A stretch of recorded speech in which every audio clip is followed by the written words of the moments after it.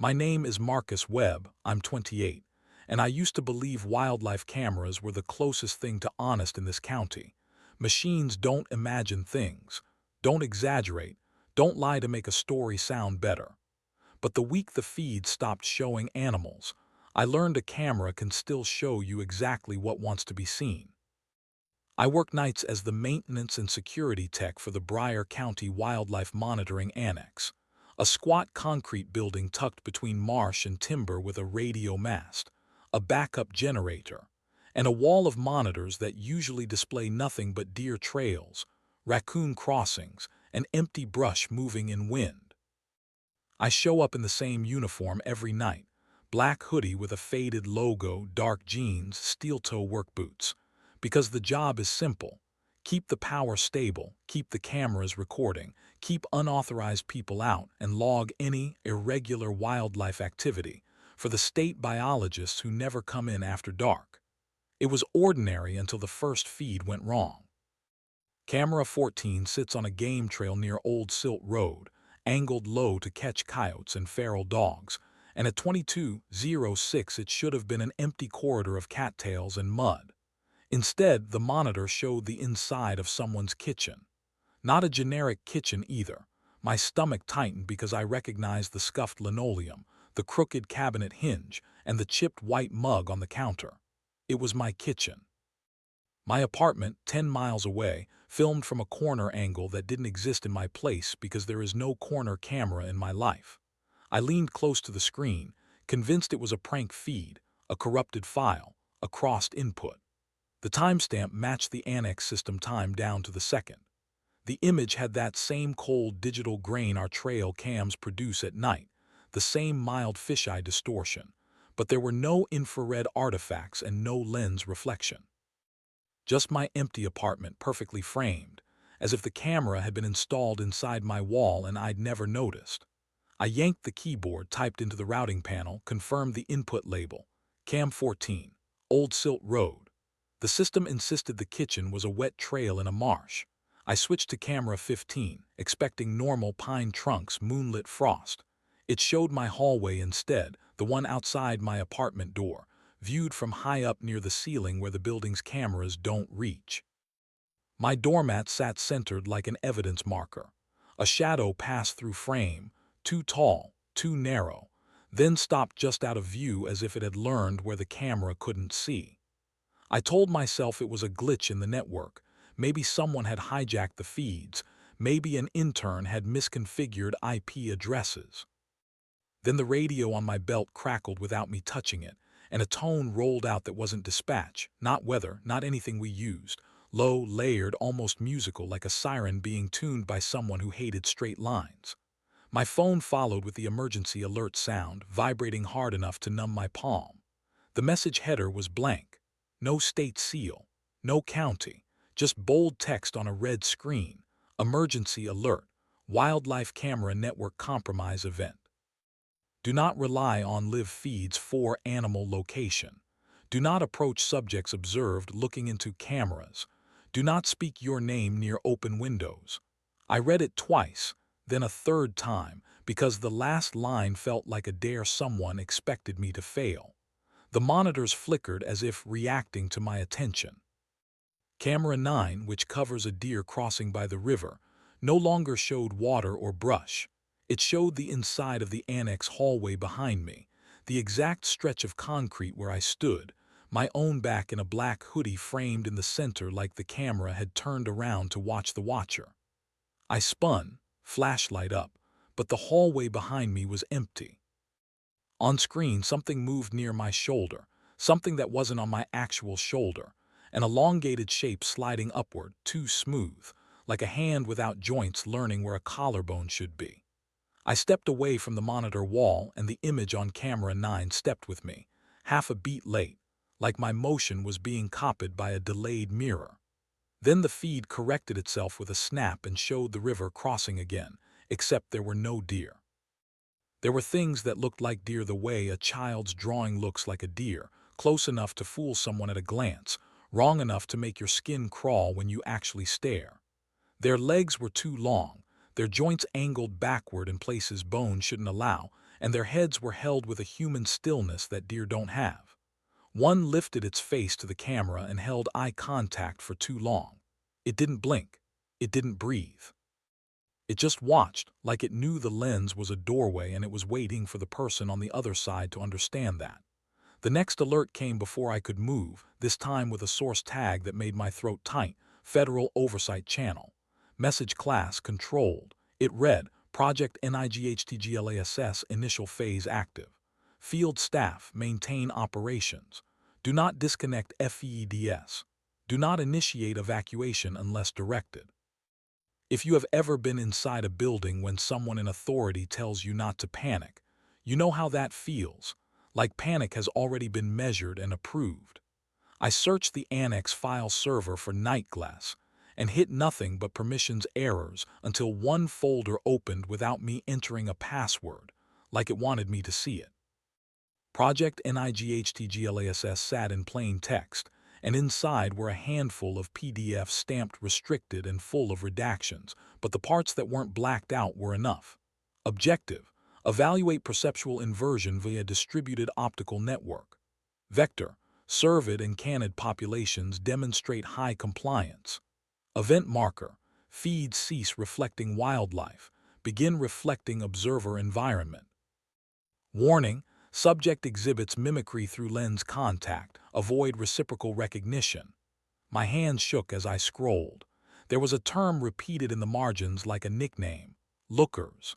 Under observed behaviors, it listed prolonged stillness, direct lens fixation, posture approximation, environmental substitution. It was all written like lab notes, sterile and confident, except for one line in a different font at the bottom of a page, like someone had forced it into the document after the template was finalized. If the camera shows you, it has already found you. I looked up at the monitor wall and felt my stomach drop because camera 14 had returned to Old Silt Road. Except now the trail was empty, and the camera view was angled slightly higher, tilted as if someone had lifted the housing and aimed it. In the corner of the frame, just beyond the cattails, a dark shape stood at the edge of the light cone, not animal-shaped, not fully human-shaped either, but tall and thin with a suggestion of limbs that didn't match the proportions of anything that should exist in our woods. It leaned forward a fraction and the camera image trembled, not from wind but from focus changing like an eye adjusting. I heard something outside the annex building then, soft taps on the glass by the front door, measured and patient. Tap, tap, tap, not frantic like a bird strike, not random like hail, a rhythm. I didn't go to the door. I didn't look directly at the glass. I moved sideways until I could see the reflection of the entryway in the dark monitor bezel, and what I saw made my lungs lock. 3 deer-like shapes stood upright on the porch, shoulders too narrow, necks too long, faces angled toward the door as if they understood architecture. Their mouths opened slightly, not to bleat or snort but to shape air like speech practice. The siren tone from my radio returned, lower now, and behind it faintly I heard a voice on the annex intercom, my own voice, used gently like someone trying to coax a frightened dog out from under a bed. "Marcus," it said, "come check the cameras." I backed away from the monitors, keeping my eyes down, and the front door tapping stopped. For a heartbeat the building went silent, no generator hum, no HVAC whir, like even the machinery was listening. Then every wildlife feed flashed at once, and instead of forests or trails, every screen displayed the same view. The inside of the annex control room, filmed from above, looking straight down at me standing alone in my hoodie and boots, a perfect target in the center of a room that suddenly felt too small. I didn't move for a long time after the screens filled with me, because every instinct I had was screaming that motion was the final variable they were waiting to measure, and if I gave it to them cleanly, I would never get it back. The annex control room felt wrong when it was being watched from that many angles, like standing naked in a room full of mirrors that all belonged to someone else. I forced myself to move badly, one boot dragging, the other stepping too far, until I reached the breaker panel and killed half the lights, then brought them back on out of order, anything to desynchronize the image of me they were collecting. On the monitors, the overhead view of the room jittered, stuttered, then corrected, tightening its framing as if compensating for my mistake. My phone buzzed again, no alert sound this time, just a vibration pattern I didn't recognize, and a message appeared with no sender, reciprocal attention detected. Please reduce self-referential movement. I laughed once, sharp and panicked, because even the wording assumed I would cooperate. Outside, something scraped slowly across the annex glass. Not claws, not nails, more like knuckles testing resistance, and the wildlife feed switched again. Camera 3, mounted over a beaver dam, now showed the annex front door from the outside, its angle low and intimate like the camera had crouched. 3 shapes stood there, closer now, and the dear things were worse up close, their skin pulled too tight over bone, eyes forward-facing and glassy, mouths flexing as if their faces were remembering expressions rather than making them. One lifted its head and the camera feed zoomed slightly, not mechanically, but organically like an eye squinting. I tore my gaze away and pulled up the nightglass files again, digging past redactions until I found a timeline. Phase 1, environmental familiarization. Phase 2, observer inversion. Phase 3, presence transfer. A handwritten note in the margin, scanned crookedly, read, "Once the lens holds you, distance becomes optional." The radio drawer rattled again, and this time I yanked it open and smashed the radio against the floor until the casing cracked. But the siren tone kept bleeding through, vibrating the concrete, coming from somewhere deeper than the speaker. On camera 11, which should have shown an owl box, I saw my childhood bedroom instead. Wrong house, wrong city, but unmistakably mine, complete with the old desk and the crack in the ceiling I used to stare at when I couldn't sleep. Something moved just out of frame, tall and careful, and the camera panned to follow it even though no motor should have been able to do that. The thing paused at the edge of the bed, and for a sickening moment I understood what nightglass really meant. The cameras weren't replacing animals with us, they were replacing distance. They were making anywhere observable if you knew how to look back. My phone vibrated again. Do not cover lenses. Do not shut DOWN power. Observation is mutual. Mutual. Like this was a conversation. I heard boots outside then, human boots, and relief flooded me hard enough to make my knees weak until I saw the reflection in the dark monitor glass. The figures approaching weren't walking right, their strides too smooth, their shoulders rolling a fraction late like puppets copying footage. The front door handle turned slowly, stopped, turned again with a small correction, practicing torque. On the screens, the overhead view tightened further, cropping out the corners of the room until I was framed chest up like an interview subject. My own voice came through the PA again, warmer now, layered with something beneath it that breathed too evenly. "Marcus, you're doing great," it said. "We just need you to keep watching." I dropped to the floor and crawled, not straight, to the emergency cabinet, ripped it open, and pulled out a fire axe I'd never thought I'd actually use. The monitors tracked me, angle adjusting smoothly, and the dear things outside the door leaned closer in perfect unison. I swung the axe into the nearest monitor, shattering glass, and the image of me fractured into jagged pieces that still moved, each shard showing a slightly different angle, all correcting toward me. The siren tone spiked, angry now, and the radio mast outside hummed like a tuning fork struck too hard. Another alert slammed onto my phone, stamped Federal Oversight Channel again. Phase 2 degrading. Subject resistance acceptable. Do not allow subject to break visual loop. I didn't know who that order was for me or them, but I wasn't planning on finding out.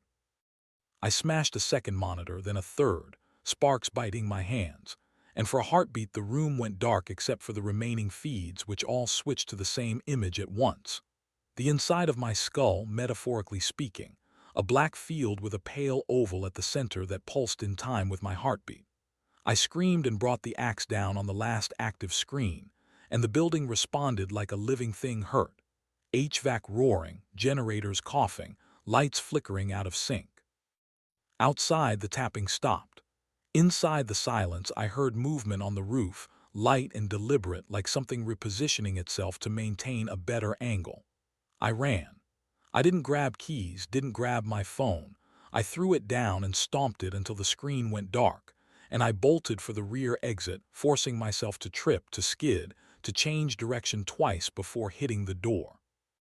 As I burst into the marsh air, the siren tone thinned, stretched like it was losing focus, and behind me the annex windows all lit up at once, every remaining camera feed switching to show the back of my head as I fled. In the reeds ahead, eyes reflected light, dozens of them, set too forward, too intelligent, bodies half hidden but standing too tall. They didn't chase. They watched, adjusting their posture as I moved, learning my speed, my stride, my panic. Somewhere far away, engines started, heavy and deliberate, and above it all a final message pulsed through the air, not from my phone, not from a speaker, but from the cameras themselves. NIGHTGLASS does not end observation. It teaches IT. I ran until my lungs tore and the marsh swallowed my boots, and even then I knew it wasn't about escape anymore. It was about whether I could stop looking long enough to keep them from finishing the picture. I didn't stop running until the marsh spat me out onto the old service road, lungs screaming, boots soaked, every instinct telling me to keep moving even as my body begged to fold, because the cameras hadn't chased me. They'd learned me, and that felt worse. The siren tone faded with distance, but not cleanly. It smeared like a note held too long in a bad room, and I could still feel it in my teeth when I slowed enough to think. My phone was gone, smashed, but the sense of being observed didn't leave with it.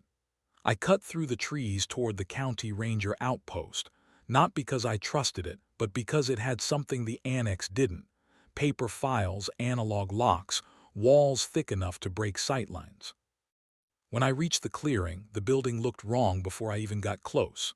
Lights on in rooms that shouldn't have power, doors open that were always locked, and a single wildlife camera mounted above the entrance where there had never been one before, its lens angled down like a patient eye. I approached from the side, keeping trees between me and that lens, counting steps wrong, stopping mid-stride, forcing my body to behave like static. Inside, the outpost smelled of dust and old coffee, but the monitors were on, humming softly, each one showing a different feed from the Nightglass network. None of them showed animals. They showed interiors, bedrooms, kitchens, hallways, dozens of them, all empty, all filmed from corners that didn't exist. As I moved deeper, the screens updated, one by one, replacing empty rooms with spaces closer to me. The service road, the tree line, the clearing outside the outpost. They were closing the gap by observation alone. I found a filing cabinet marked archive and ripped it open, hands shaking, flipping through folders until I hit one labeled NIGHTGLASS. Pilot A. The reports inside were older than I expected, dated nearly a decade back, and they described the same progression I'd lived through in a different county. Cameras losing wildlife, feeds inverting, observer environments substituted for subject environments. One line was circled in red pen so hard it tore the paper. Subjects exhibiting refusal to look demonstrated prolonged survivability. Survivability, not safety, not recovery, just longer time before something finished learning. I heard movement then, soft, deliberate footfalls on the porch, and froze. Through the dusty window, I saw shapes moving into position, not animals exactly, not people either, but arrangements of limbs and posture that approximated both. A dear thing stepped forward and placed its hand. Because it was a hand now, fingers too long, joints wrong, flat against the glass, adjusting pressure until it found the right resistance. Its face leaned close, eyes too forward, mouth working silently. Behind it, others mimicked the posture, a rehearsal cascading through bodies that should not have been able to coordinate like that. The monitor nearest me flickered and showed the same scene from the outside, then corrected its framing to include my reflection faintly in the glass, as if encouraging me to complete the shot. My radio crackled from a shelf where I hadn't noticed it before, its voice no longer trying to sound like me. Phase 3 is spatial acquisition, it said, calm and certain. Once seen, locations are transferable. I grabbed a map off the wall and slammed it over the window, breaking the line of sight, then dragged filing cabinets and tables into uneven piles, creating dead zones where cameras couldn't settle.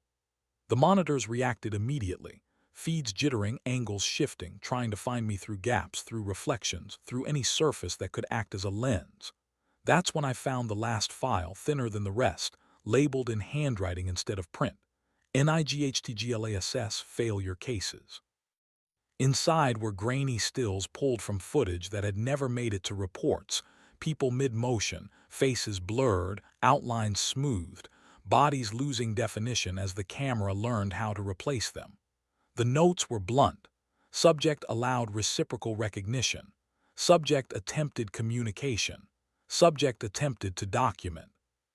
Final page had no text, just a still image of a man standing in a room, half his body replaced by the room itself, walls bleeding into his shape like the world had decided where he ended. The outpost door rattled softly, then stopped. Silence pressed in, heavy and expectant.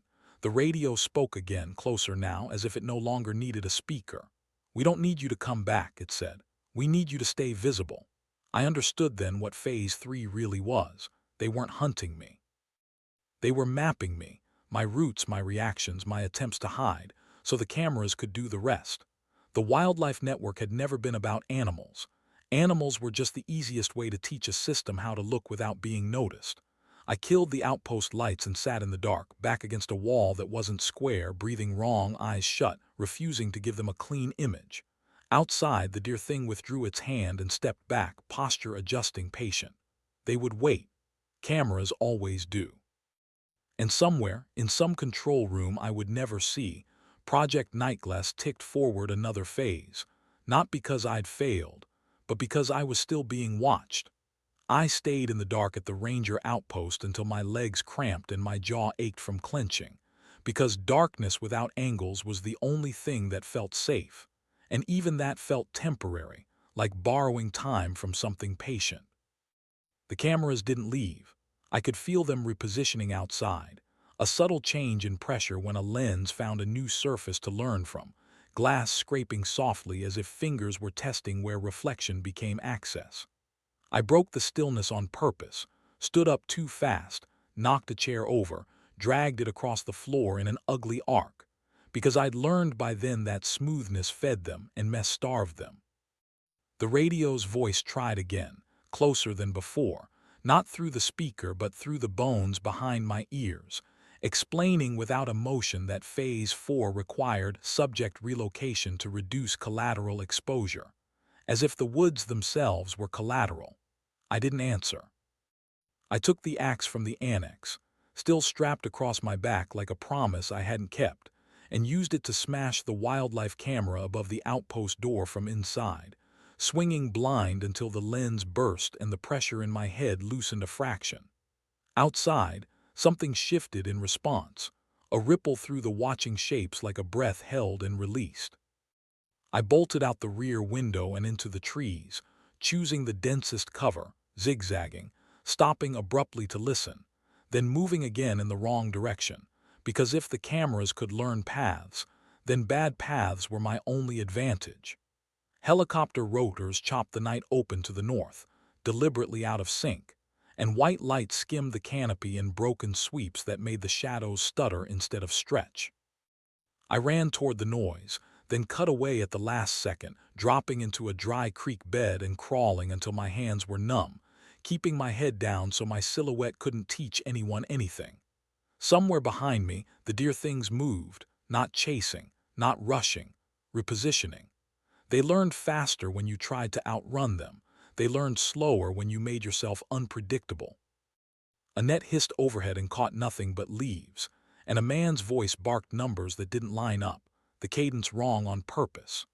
The pressure ebbed and flowed as devices screamed jagged tones that felt like teeth on glass, breaking whatever harmony the Nightglass network was trying to rebuild. When hands finally grabbed me, they were human hands, gloved and shaking, and they pulled me hard into the shadow of a transport whose engine idled unevenly like a stutter it had been taught. Inside, lights flickered at irregular intervals, and a man with a scarred knuckle sat across from me counting prime numbers under his breath, not looking at me, not letting his eyes settle anywhere. "Don't look at the windows," he said, not as an order but as advice you give someone you don't expect to listen. Through the floor I felt the road turn without a pattern, stops inserted at random, acceleration broken by unnecessary braking, the vehicle itself taught to be unlearnable. Outside, shapes crossed the road and stopped, then corrected their spacing, then stopped again, like they were testing how close they could get without triggering intervention. The man across from me spoke again, still counting. Project Nightglass was supposed to teach cameras to anticipate animal movement, he said. Then someone realized anticipation works better when the subject looks back. He didn't use words like creature or entity. He talked about lenses, networks, inversion, as if the horror could be filed down by language. They found something in the noise, he went on, a way for observation to carry itself. I asked him if it was alive. He shook his head once. Alive enough, he said. The transport slowed and stopped in a clearing lit by towers whose lights flickered deliberately out of phase. Beyond the barrier, I saw the dear thing sitting calmly at the tree line, not restrained, not aggressive, faces angled just enough to catch reflections from the light housings. Their mouths moved occasionally, practicing shapes they didn't need yet. Handlers moved between them with blankets and noisemakers, breaking lines of sight, never standing still, never letting a pattern settle. A tall shape lingered deeper in the trees, smoothing its outline as it learned where it could stand without being seen.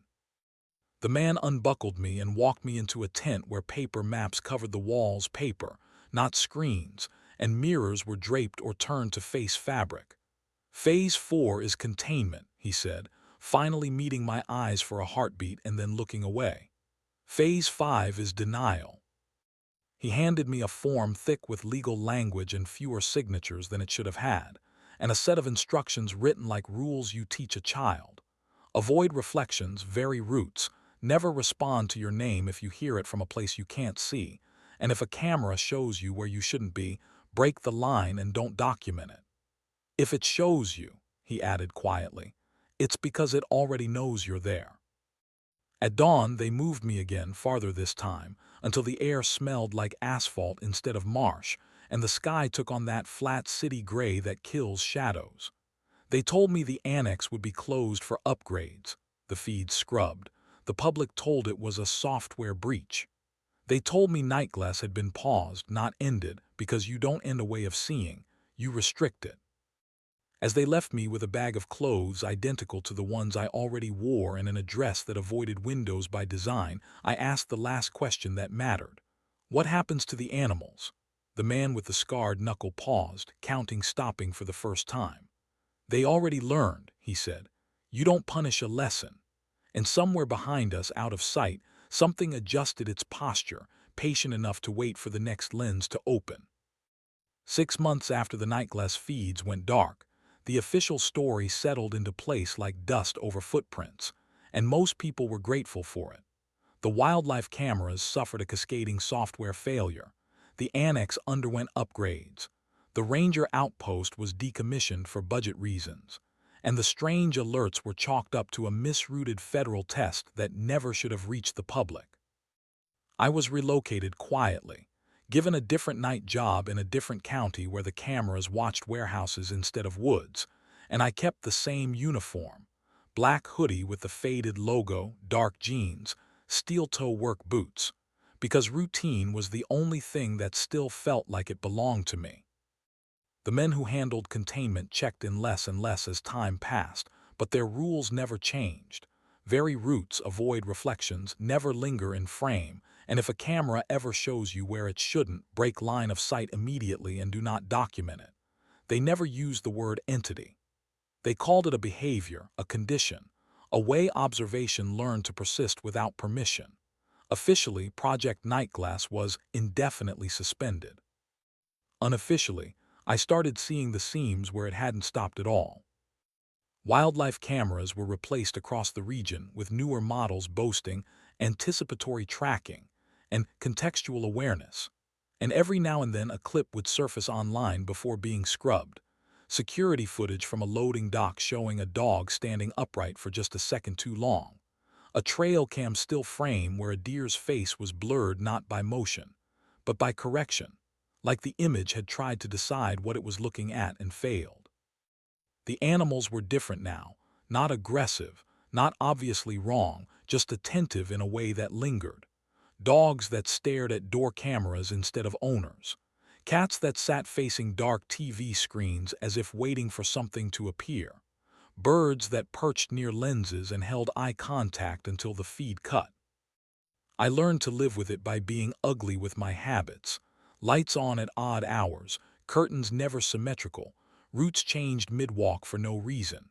But sometimes late, I still felt that familiar pressure behind my eyes, the urge to check, to look, to confirm that nothing was watching me back. 2 weeks ago, an internal memo leaked for less than an hour before vanishing, stamped Project NIGHTGLASS, post-event review, and one line burned itself into my memory. Observer environments continue to replace subject environments in isolated incidents, suggesting the inversion persists without active broadcast. Inversion. That was the word they used for what I felt whenever I passed a security camera and sensed, just for a heartbeat, that it wasn't pointed at me. I was positioned for it. Tonight, as I finish writing this, I'm sitting in my apartment with the lights uneven and the TV on low. And outside, across the street, there's a wildlife camera newly installed on a utility pole where there was never one before. Its lens is dark, inactive, perfectly still.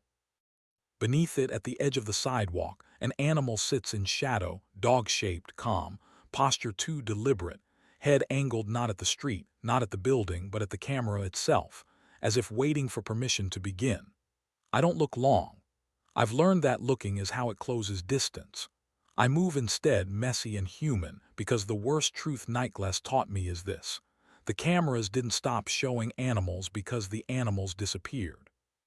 They stopped showing animals because something else learned how to stand where animals used to be. And once a thing learns how to be seen, it never needs to chase you again.